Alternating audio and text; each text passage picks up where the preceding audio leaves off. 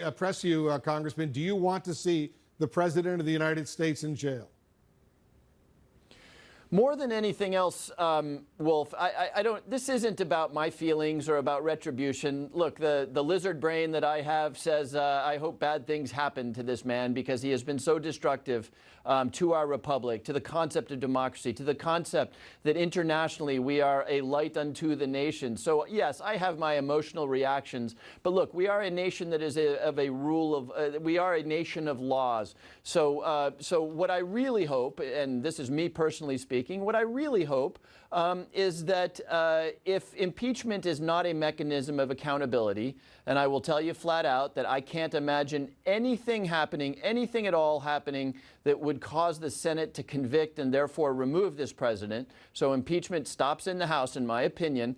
My real hope is that in 2020, the American voters look into their hearts, think about the generation that we've been celebrating today, who as young men decided that they would give their lives for this country. Think about the generation that rebuilt Europe, that paid for it, that didn't live by the notion of America first or me first and say, hey, this is not who we are. We're going to elect a different president. That, to me, that is how this country redeems itself. Whether one nasty individual, spends his years in jail is a lot less important to me than the redemption of the values that animate this country. I asked the question, Congressman, not only because of what Nancy Pelosi told her fellow Democrats in the House about preferring to see him in prison rather than being impeached, because Democrats, as you know, they've heavily criticized President Trump for himself talking about jailing his own political opponents. He's raised the possibility of their committing treason, former senior officials in the Justice Department,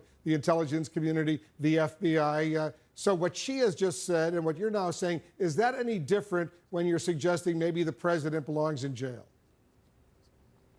It is. When the President of the United States, the leader of the country, says something, it is different than when even a member of Congress says something. The President commands the most powerful apparatus in human history. That is the executive branch of the government, with the military, with the FBI, et cetera.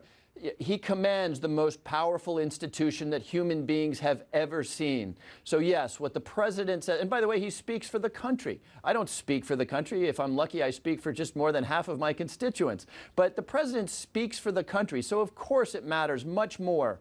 And look, I'm a big believer in civil language, which is, why I am setting aside my personal feelings about whether the president should be in prison or not. I'm a big believer in civil conversation. I think we owe it to our country to be civil and thoughtful about the way we talk about politics. But Wolf, of course, when the President of the United States, who speaks for every American, who speaks for this 240-year-old experiment in democracy, when he speaks, it is very different than when anybody else in this country speaks. Well, I will point out the Speaker of the House is second in line to the presidency, so she's got an enormous amount of responsibility as well.